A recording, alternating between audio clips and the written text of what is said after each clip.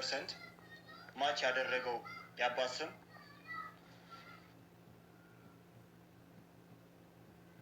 በሪቻ አየሽ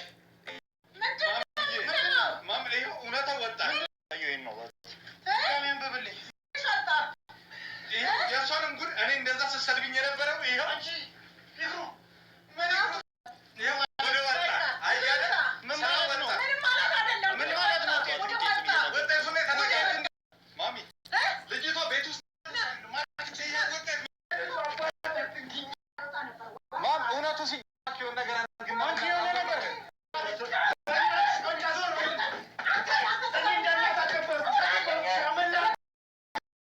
እውነቱን ለመናገር አብርሽ እንደዚህ የወረደ ነገር ኢክራም ጋር ያደርጋል ብዬ አልጠብቅም። ባሏ ራሱ ነው ዲኤንኤውን ገንዘብ ከፍሎ ያስቀየረው። 160 ብር ከፍሎ አብርሽን ያስደበደበው ሰውዬ ዲኤንኤ ማስቀየር ያቅተዋል? አሰላሙ አሌይኩም ወራህመቱላሂ ወበረካቱ። እንደውም የሌላ እምነት ተከታይ ሰላም፣ እንዴት ናችሁ? መወዳችሁ ማከብራችሁ ስለምታበረታቱኝ ጀዛከላ ኸይር ጀዛ። ዛሬ ደግሞ በአዲስ ቪዲዮ መጥቻለሁ። እንግዲህ እኛ የመዳም ቅመሞች ጀግኖች ነን፣ ጀግና ማንም ማይነካን ማለት ነው። እና ዛሬ ይዤላችሁ የመጣሁት ቪዲዮ እስቲ እናንተ ምን ታዘባችሁ? ያው እኔም ምለው የማንም ጥላቻ የለብኝም፣ አላህ በሚያቀኝ ማለት ነው። ለምን የሰው ልጅ ሁሉንም ርስቁን ነው የሚያገኘው፣ የርስቁን ነው የሚበላው። እና ለማንም ምንም ምቀኛ አይደለውም። ሰውን የምተቸው በንግግሩ በማንነቱ ነው የምተቸው። ሰው ነው፣ ሁላችንም ሰርተን ለመለወጥ ነው ሁላችንም ምንለፋው። እና አብርሽ እንደው እንደዚህ አይነት ነገር ወርዱ ኢክራም ጋር ያደርጋል ብላችሁ ትጠብቃላችሁ? አያደርግም አይደለም፣ እኔ 100% አያደርግም እያልኳችሁ አይደለም። ኢክራም ጋር እንደዚህ አይነት ቆሻሻ ተግባር አብርሽ ወርዱ ያረጋል? እኔ ሙስተሂል አያረግም ብዬ ነው የማስበው። ለምን ልጁን ስታዩት በጣም ጨዋ የሆነ ልጅ፣ በቃ የሆነ ለሚወደው ሰው እንደ እህት ወንድም ለእህቱ የሚከፍለውን ዋጋ ነው የሚከፍለው። እዛ ጋር ዩቱብ ሲሰራ ራሱ በቃ የሆነን ኢክራምንም ያቺ ጀሚላንም እንደ ቤተሰብ ነው የሚያያቸው። ለምንድን ነው እንደ ቤተሰብ የሚያዩ ደግሞ ምንድን ነው በቃ ቁጣው የሚማታው በጥፊ የሚለው የሆነ የጥላቻ የወንድነት አይደለም፣ የሆነ የቤተሰባዊ ነው አመለካከቱ ማየው ማለት ነው። አሁን ጀሚላን ብዙን ጊዜ በጥፊ ነው የሚላት፣ ግን ጥላቻ አይደለም። የሆነ ታናሽ እህታቸው ወይ እህት ምናምን ሲጣሉ ምናምን በትንሹም በትልቁ የሚተናኮሉ እንደዛ ነገር ነው ልጁ ከነሱ ጋር የሚሰራው። እና እንደዚህ ደግሞ ወርዶ ከኢክራም ጋር እርግጠኛ ነኝ አብርሽ እንደዚህ ያንን ነገር አያደርግም። ራሱ ሰውየው ዲኤንኤውን ሲናገር ራሱ የሆነ በቃ በደንብ ዩት ቪዲዮ ማለት ነው የሆነ ያኛው ጋር እየተያዩ ነው የሚያደርጉት። ራሱ ንገረና ዶክተር እያለ አብርሽ ነው ሲባል አብርሽ ክው ነው ያለው። ግን ክው ማለት ያለበት የቱ ነው? እስቲ ተከየሉ። አባት የሆነው ነው መደንገጥ ያለበት፣ አብርሽ ነው መደንገጥ ያለበት።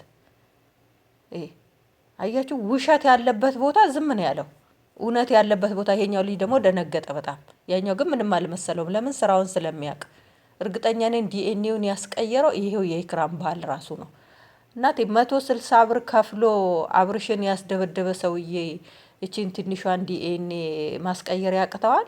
ገንዘብ እኮ በአሁን ሰዓት የማይሰራው ነገር የለም። ዲኤንኤ ሽንት ምርመራ ነው፣ ሰገራ ምርመራ ነው በዚህ በአንድ ሳምንት ውስጥ የሚወጣው።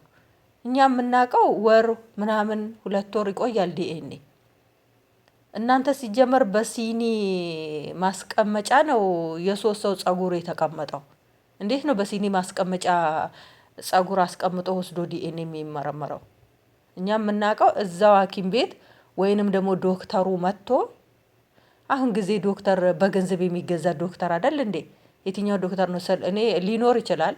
አብርሽ እንኳን ልጁ ያልሆነውን አይደል እንዴ በውሸት ዶክተር አስመርምረው ልጅክ ነው ብለው ሚዲያ ላይ ዲኤንኤ እንዴት ነው? ዩቱበሮችን ማን ያምናል? እናንተ ሌቦች ቀጣፊዎች ማለት ነው። ማን ያምናችኋል? የትኛው ዶክተር ዛሬ በከርሱ የሚገዛ ስንት ዶክተር ነው ያለው? እኔ ሁሉንም ዶክተር እያልኩ አይደለም። አሉ ለአላህ ብለው የሚሰሩት በጣም ጥሩ ዶክተሮች አሉ። ግን ቆሻሻ ዶክተሮች ናቸው ጥሮችን ዶክተር የሚያበላሹት ማለት ነው። እንዴት ነው በዚህ ቅስፈቶች ዶክተር ሲጀመር እንዴት ቤት ይመጣል?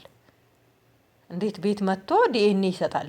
ወይ የሆነ መናፈሻ ቦታ ላይ ነው የሚሄደው፣ ወይንም እዛ ቢሮ ነው እነሱ ሂደው የሚወስዱት እንጂ እንዴት ነው ቤት መጥቶ ጓዳ ጎድጓዳ ውስጥ ዲኤንኤ ሊናገር የሚመጣው? ይሄ ራሱ የውሸት ማሳያ ነው። ሰውየው ራሱ ነው ከእሷ ልጅ እንደማይኖረው የፈልጎ እንትን ይህንን ዲኤንኤ ያስቀየረው ማለት ነው። እና እኔ ያሳዘነች ማለት እናቱ እኔ ስፍስፍ ብላ እንዴት እንደተንገበገበች ለልጇ ብላ ማለት ነው።